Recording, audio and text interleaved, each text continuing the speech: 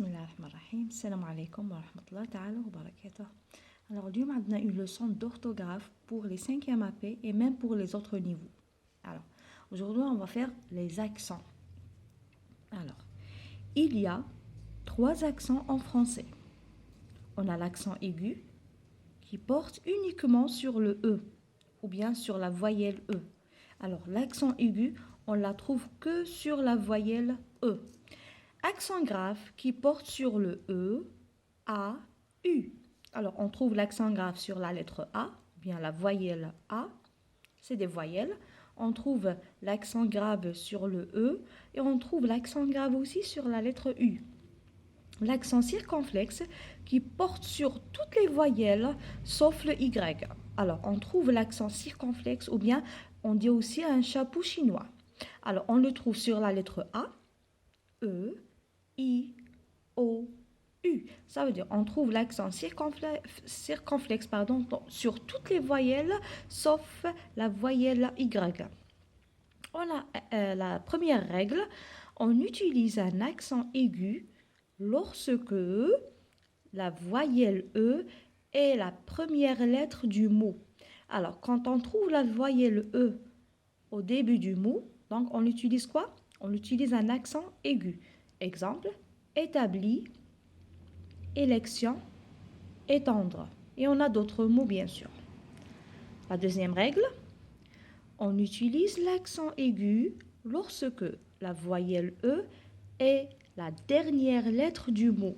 Ça veut dire on trouve la lettre E ou bien la voyelle E à la fin du mot. Exemple, un canapé, blessé, un abonné. Voilà. Ici, on a la lettre E ou bien la voyelle E à la fin du mot. Donc, on utilise ici l'accent aigu. Très bien. La troisième règle, on met un accent aigu lorsque la voyelle est placée entre deux consonnes. Quand on trouve la voyelle E entre deux consonnes, on met quoi? On met un accent aigu. Exemple, mélanger. On a la voyelle E entre deux consonnes, la consonne M et la consonne L. Préféré, on a la voyelle E entre deux consonnes, entre R et F. Génération, on a la lettre E entre deux consonnes, la consonne G et N. Donc ici, on met quoi? On met un accent aigu. Très bien. La règle numéro 5, on met l'accent aigu sur la dernière lettre des participes passés. Donc ici, c'est la conjugaison. Quand on conjugue un verbe au passé composé, on trouve quoi sur le participe passé? On trouve l'accent aigu sur la dernière lettre, c'est la voyelle E. Par exemple, ici, on a le verbe manger. On dit j'ai mangé. Alors, E accent. On a accent aigu. Travailler, accent aigu. Été, accent aigu. Alors, ici, à la fin du mot, on a la lettre E ou bien la voyelle E. On met quoi au passé composé? On met un accent aigu. Très bien. La règle numéro 6. On ne met pas, donc c'est la négation, on ne met pas l'accent aigu lorsque la voyelle E est suivie de D, F ou R. Très bien. Et Z. Et la dernière lettre du mot. Très bien. Quand on trouve D, F, R et Z à la fin du mot, on ne met pas un accent aigu sur le E. Exemple, un nez. Qu'est-ce qu'on a? Z à la fin. Donc ici, le E, on ne met rien sur le E. On met pas un accent aigu. Une clé, elle finit par F. Donc la règle, elle dit si je trouve un de ces lettres-là, la lettre D, la lettre F, R et Z, je ne mets rien sur le E ou bien sur la voyelle. Nez, on a Z, je ne mets rien sur le E. Une clé, on a la lettre F et je ne mets rien sur la lettre E. Un pied, on a la lettre D à la fin, donc je ne mets rien sur la lettre E. Et le verbe chanter, il finit par ER, c'est un verbe de premier groupe. Je ne mets rien sur la lettre E parce qu'on a R à la fin. Très bien. La règle numéro 7, on ne met jamais d'accent aigu sur les voyelles E précédant un X. Un accent circonflexe. Qu'est-ce qu'on a ici? On a la lettre X, donc on ne met rien sur la lettre E parce qu'elle est précédente d'une consonne, c'est la consonne X ou bien la lettre X. Donc quand on trouve la lettre X, alors on ne met rien sur la lettre E. La règle numéro 8. On ne met jamais d'accent aigu sur les voyelles E précédant des consonnes doubles. Double consonne. Exemple, une trompette. On a ici 2 T, ça veut dire double consonne, donc on ne met rien sur la lettre E. Un autre exemple, une étiquette. On a 2 T, donc double consonne, donc on ne met rien sur la lettre E. On ne met pas un accent aigu. Très bien. Donc, on a fini avec l'accent aigu. On va passer directement à l'accent grave. Très bien. Sur le E, toujours. Alors, la règle numéro 1. On met l'accent grave pour les mots se finissant par S.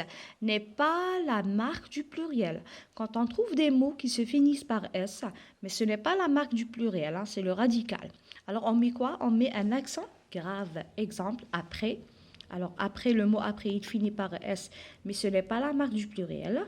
Donc, on met quoi? Un accent grave. Congé, la même chose, on met un accent grave. Décès, on met un accent grave parce qu'il finit, le mot il finit par S. Prêt, on met aussi un accent grave. Et progrès, la même chose, on met un accent grave. Et il y a d'autres mots, bien sûr. Tous les mots qui finissent par S, on met un accent grave sur le E. Mais à condition, le S ici, ce n'est pas le S du pluriel, c'est le radical du mot. Très bien. La règle numéro 2, on met un accent grave pour les E précédant une syllabe contenant un E muet, exemple collège. On a ici la syllabe GE, J. Alors, si on trouve un E à la fin, il met quoi? Un E muet. Ça veut dire comme soukoun en arabe, un E muet. On met quoi? On met un accent grave sur le E avant la syllabe qui fait un son muet. Voilà, le E muet, collège. Règle numéro 3. On ne met jamais d'accent grave sur les voyelles E précédant un X. Voilà, un accent circonflexe. Alors, quand le E il se précède d'un X, on ne met jamais un accent grave ni aigu. Voilà. On va passer à autre chose. La règle numéro 4. On met toujours un accent grave pour le mot déjà. On a un accent grave sur la lettre A ou bien la voyelle A. Et le mot voilà, on a un accent grave sur la lettre A. Mais jamais pour le pronom cela. Alors cela, on ne met rien sur la lettre A. On met un accent grave sur le A dans le mot déjà et le mot voilà aussi, on met un accent grave. Mais on ne met rien sur le mot ou bien le pronom cela. L'accent grave sur la lettre U. Où désigne le lieu. Alors, où vas-tu? Où tu habites? Alors ici, on parle de lieu. On le trouve déjà dans le complément circonstanciel de lieu. Exemple, il va où? Ou bien, où vas-tu? Il va où? Alors, où, on met quoi? On met un accent grave sur la lettre U parce que c'est un complément de lieu. L'accent circonflexe ou un chapeau chinois. Alors, on a fini avec l'accent grave, on va passer à l'accent circonflexe. Très bien. Se place sur les voyelles. Alors, l'accent circonflexe, on l'a trouvé sur toutes les voyelles. On a A, E, I, O et U. Bien sûr, on ne trouve pas sur Y, parce que sur la lettre Y, ou bien la voyelle Y, on ne trouve ni accent grave, ni aigu, ni accent circonflexe. Voilà. Alors, quelques exemples pour l'accent circonflexe, ou bien le chapeau chinois. On a mur avec E, on a sur, et on a sur avec E. Ici, on a l'accent circonflexe sur la lettre U, c'est des adjectifs. On va passer à les noms, un autre exemple. Le jeune, on a un accent circonflexe sur la lettre UE. Boîte, on a un accent circonflexe sur la lettre I. Chaîne, on a un accent circonflexe sur la lettre I. Château, on a un accent circonflexe ou bien un chapeau sur la lettre A. Croûte, on a l'accent circonflexe sur la lettre U. Grâce, On a aussi la lettre circonflexe ou bien le chapeau sur la lettre A. On a icône, on a un accent circonflexe sur la lettre O. Et traîner, on a un accent circonflexe sur la lettre I. Alors, très bien. Dans la conjugaison, on met toujours un accent circonflexe aux deux premières personnes plurielles, du pluriel du passé simple et à la troisième personne du singulier de l'imparfait du subjonctif. Très bien. Exemple.